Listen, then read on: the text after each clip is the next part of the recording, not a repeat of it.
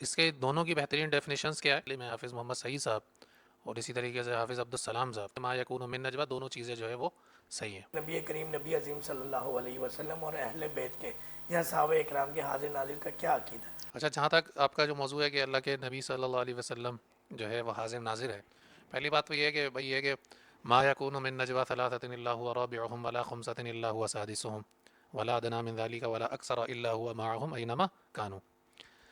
تو اس کا مفہومی ترجمہ یہ ہے کہ بھئی تم تین ہوتے ہو تو چوتھا اللہ ہے، پانچ ہوتے، یہ سمجھانے کے لیے تم دو ہوتے ہو تیسرا اللہ تعالیٰ ہوتا ہے۔ اور پھر حدیث کے اندر جو ہے وہ جو ایک عورت والا واقعہ ہے کہ بھئی این اللہ، کہ اللہ کہاں ہے، اس نے اشارہ کیا کہ اللہ تعالیٰ ہو۔ اچھا، اس میں سلف صالحین کی جو ہے وہ اس میں دونوں طرح کے جو ہے وہ مذہب رہے ہیں، اور دونوں طرح کے مذہب جو ہے وہ صحیح ہے۔ کیا مقصد بھائی؟ اللہ تعالیٰ کہاں ہے؟ اللہ تعالیٰ ہر جگہ موجود ہے۔ اچھا، ہر جگہ موجود ہے، اب یہ ہے کہ اس کی ڈیفینیشن کیا ہے؟ ڈیفینیشن یہ ہے کہ اللہ کی جیسی شان ہے اس کی کوئی حیت جو ہے کوئی متعین نہیں کر سکتا۔ اسی طریقے سے وہ حدیث کے اندر فرمایا کہ این اللہ، اللہ اوپر گیا ہے۔ اگر کوئی شخص جو ہے وہ اس کی حیت بیان کرے گا تو اللہ تو وجود سے پاک ہے۔ اب وہ کیسا ہے؟ اللہ تعالیٰ ہر جگہ موجود ہے، وہ کیسا ہے؟ وہ کیا ہے؟ اللہ تعالیٰ کی جیسی شان ہے۔ اللہ تعالیٰ استوا علی العرش ہے، یہ بھی قرآن کے اندر ہے، دونوں چیزیں جو ہے وہ قرآن کے، وہ کیا ہے اس کی؟